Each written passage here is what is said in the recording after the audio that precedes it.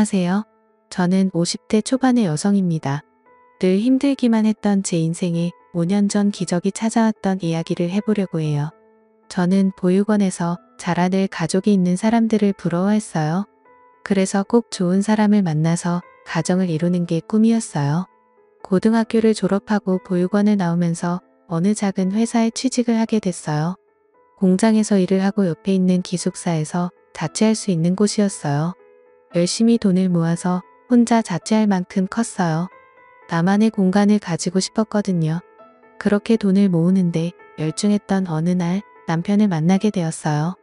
사무직이었던 남편이 공장에 샘플을 전달하러 왔다가 저와 만나게 된 건데요. 저는 그때 공장 사무실에서 격리를 하고 있었어요. 남편은 제가 마음에 들었는지 처음 만났을 때부터 친근하게 말을 걸었고 그런 남편이 좋았습니다. 친절하고 따뜻하게 대하는 사람이 별로 없었으니까요. 처음 받아보는 친절에 마음을 뺏겼던 것 같아요. 남편과 6개월 정도 사귀다가 결혼을 했습니다.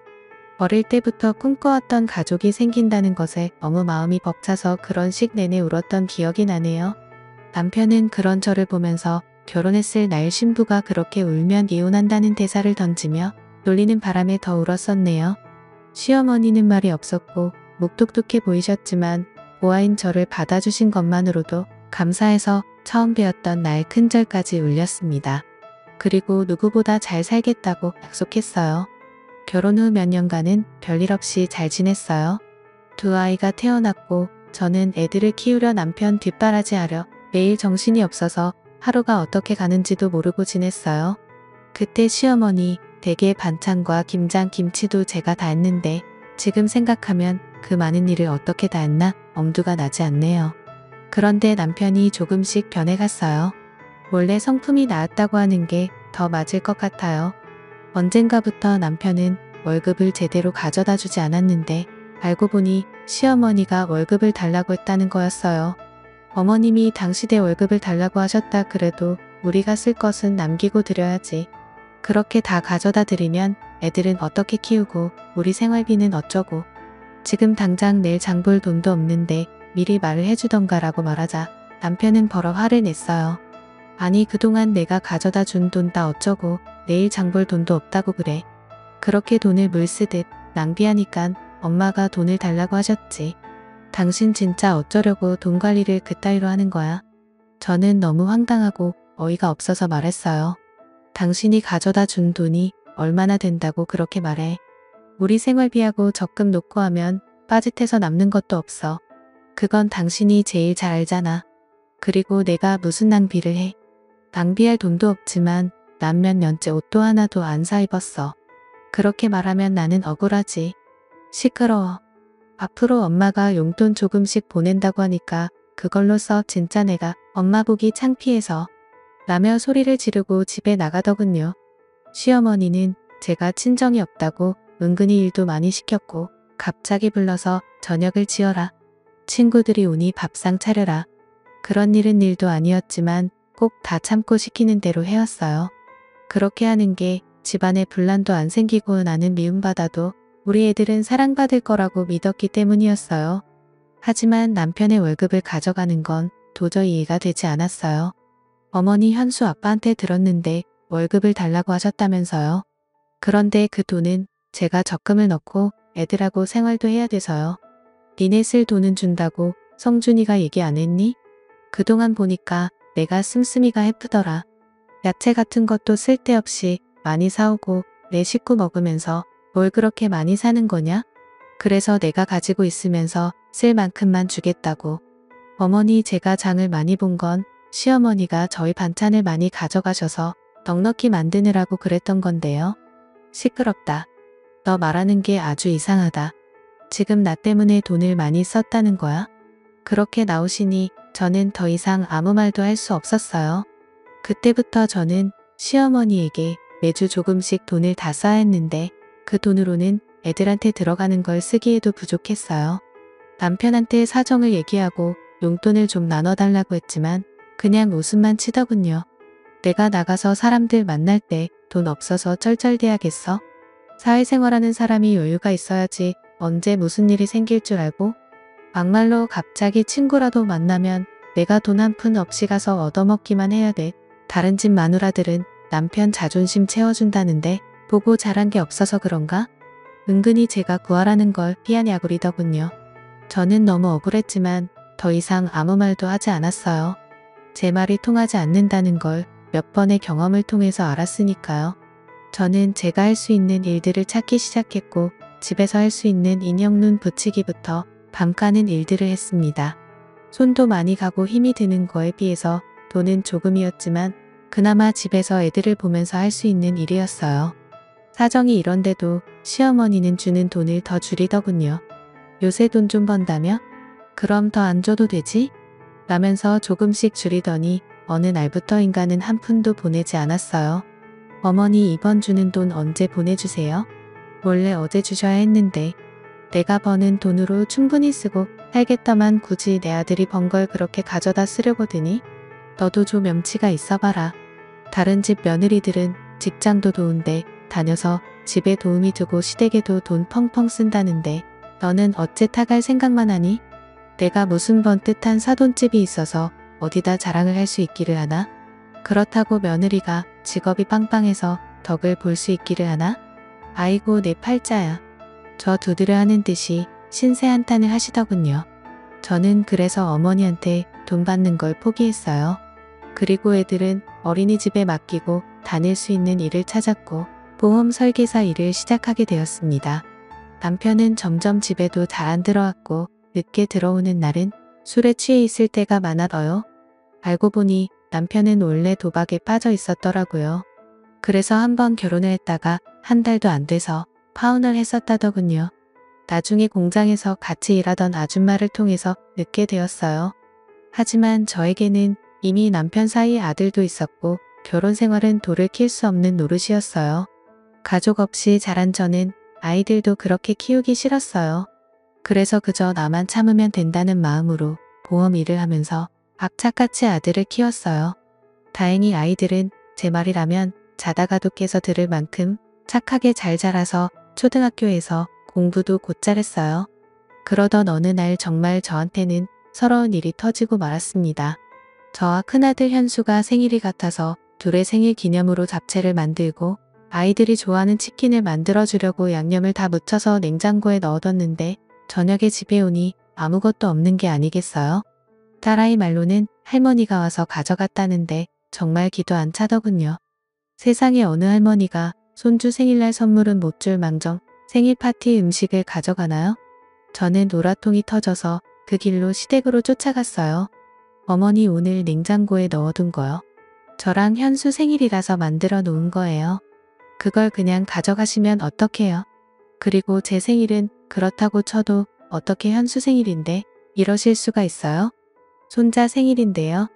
기억은 하셨어요? 이게 진짜 못 배워먹어서. 야 내가 지금 시어머니한테 하는 태도 이게 뭐냐? 뭐 생일 그래 너 말 잘했다.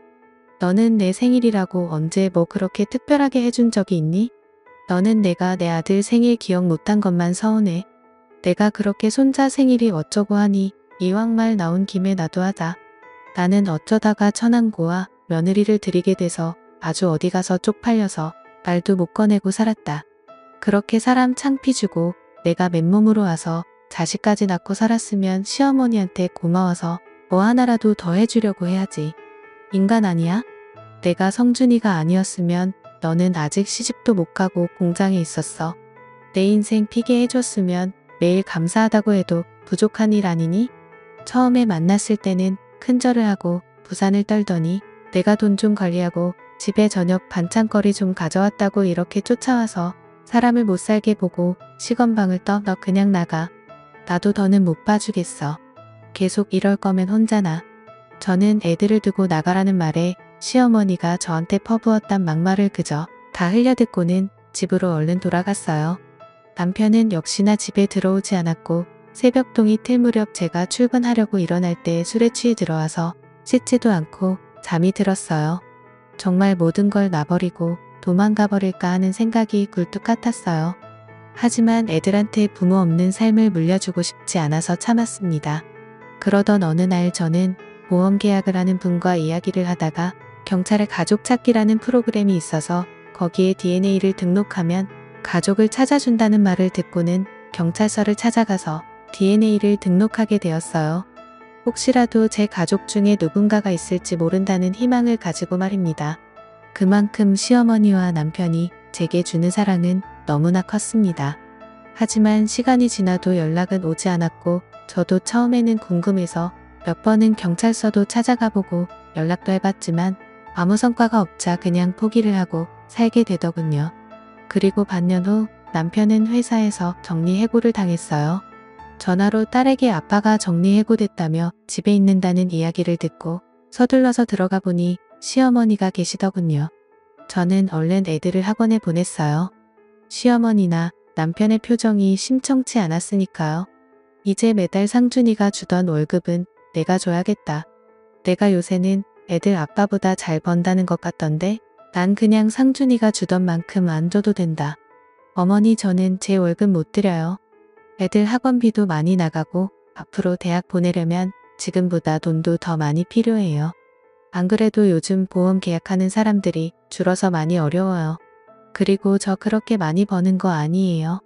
너는 아무것도 없이 시집 와서 이만큼 살아놓고도 내 거 챙기겠다고 그러는 거야?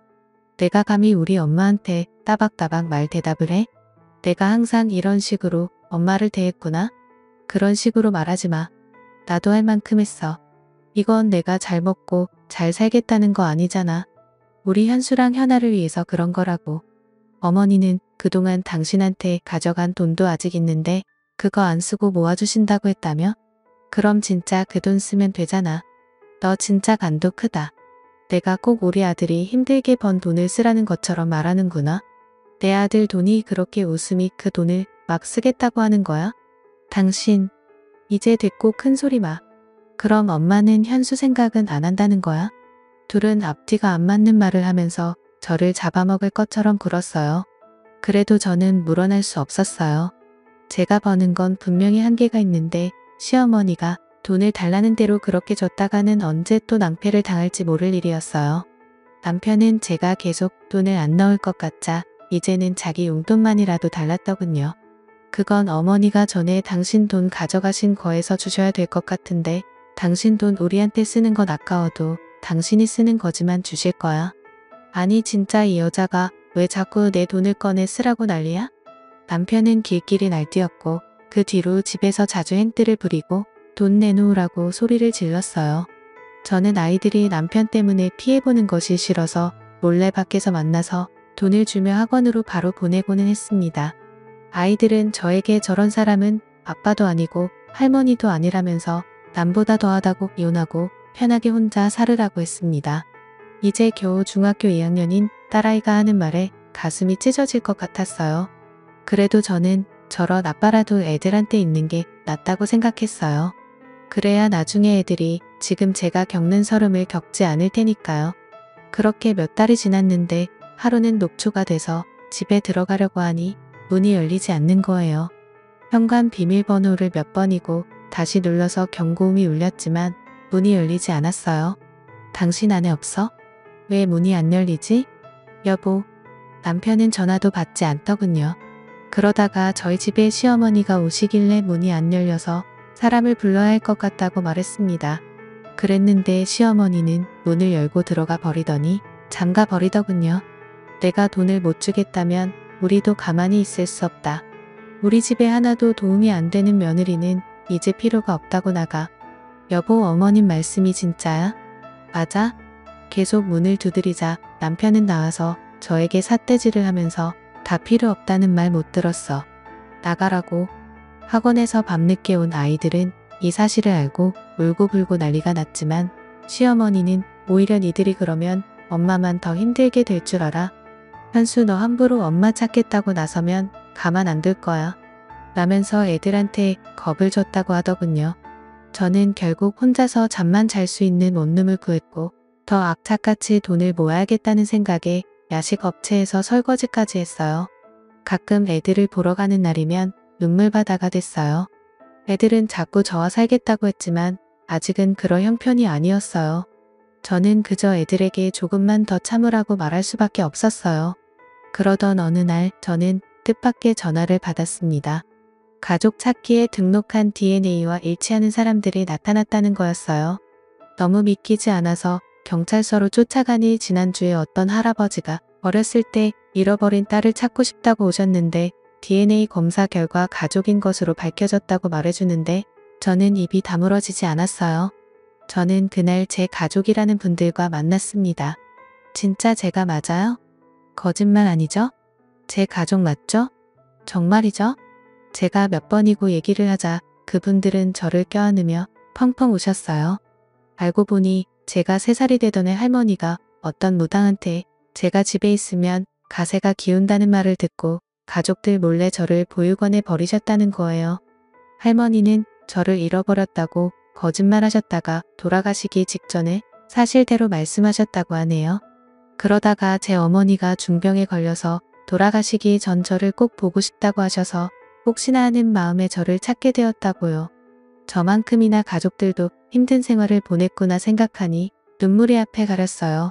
그리고 제 이름은 이유미가 아닌 박혜선이라는 것도 알게 되었습니다. 저는 가족들에게 이끌려 어머니를 보러 병원으로 갔어요. 엄마 혜선이요. 엄마가 그렇게 보고 싶어하는 혜선이 왔어요. 오빠가 하는 말에 주무시고 계시던 엄마는 눈을 뜨시고 앙상한 손을 뻗어 제 손을 잡으셨어요. 엄마. 저는 다른 말이 나오지 않아서 그저 엄마라고만 하면서 울었습니다.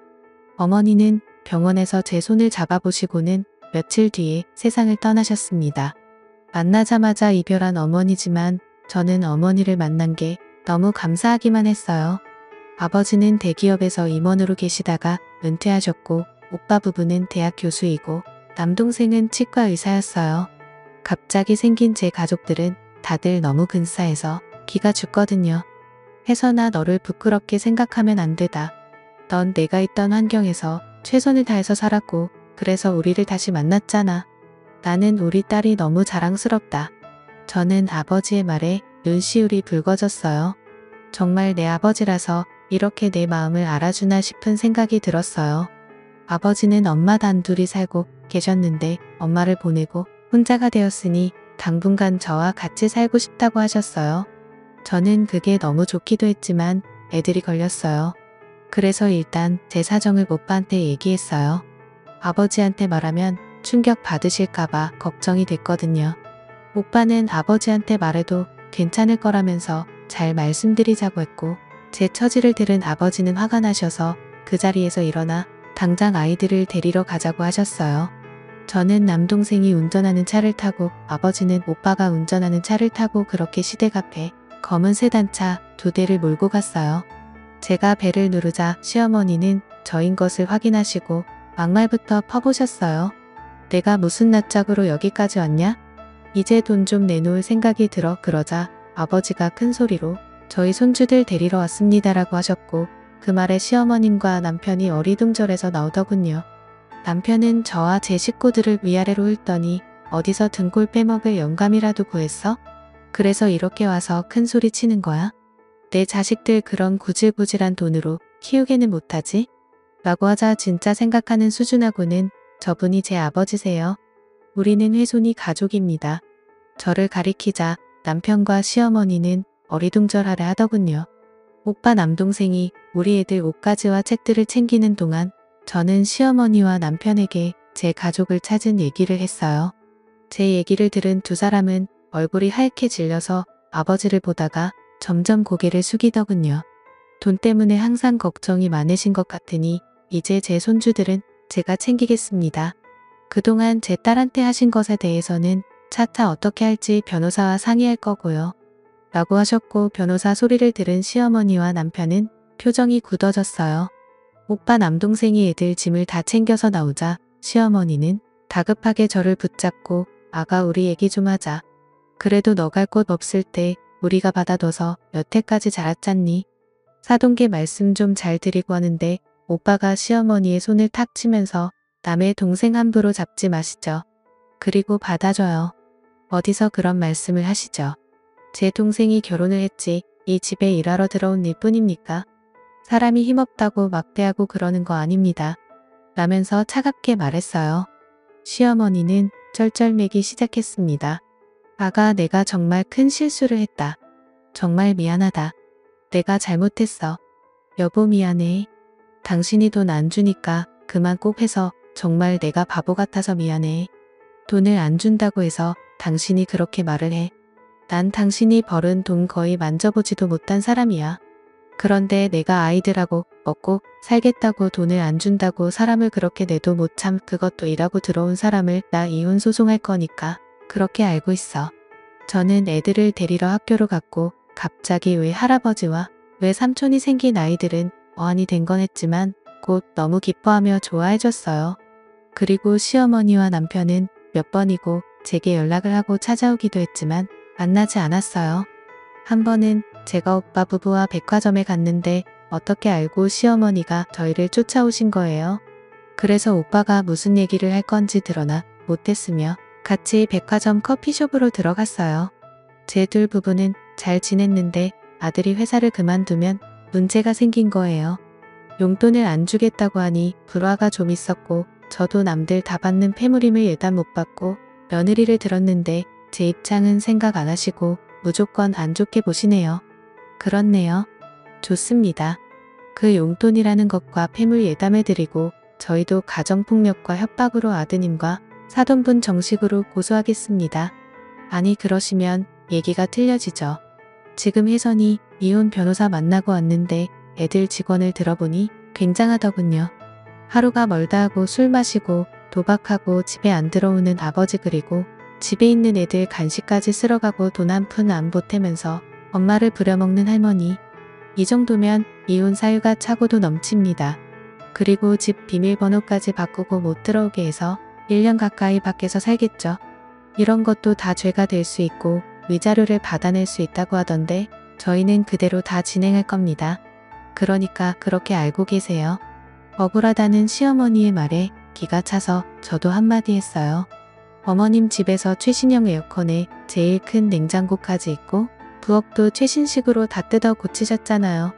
우리 애들은 낡은 에어컨 안 돌아가서 더워서 힘들어할 때 언제 한번 들여다보기라도 하셨어요? 어떻게 이렇게 뻔뻔하세요? 이제 와서 제가 친정이 생기니깐 이런 식으로 덜 변하시다니 정말 너무 유치하고 우습네요. 그 미안하다는 말도 못 믿겠으니까 나중에 법정에서 만나죠. 시어머니는 주변에서 다 쳐다보자 얼굴을 숙이고 서둘러 돌아갔어요. 저는 아버지가 잘 아시는 변호사분 소개로 이혼 변호사를 만나서 소송에 승소를 하고 위자료도 받고 정신적인 피해 보상도 받았어요. 지금은 아이들도 다 대학 가고 저는 인생 처음으로 매일 편안한 생활을 하고 있어요. 이런 든든한 가족들이 있다는 게 살아가면서 이렇게나 힘이 된다는 걸 몰랐어요. 가지고 있을 때는 모른다고 하던데요. 많은 분들께서 가족이라는 존재가 원래 있었기 때문에 너무도 당연한 거라서 소중함을 잘 못 느끼실지도 모르겠어요. 오늘은 더 따뜻한 마음으로 가족들 한 번 더 생각해 보시는 건 어떨까요? 저 같은 사람도 웃을 날이 오니 하연 들으시는 분들에게도 좋은 일들 생겼으면 좋겠다는 마음으로 이야기를 하게 되었습니다. 그럼 다들 행복하세요. 들어주셔서 감사합니다.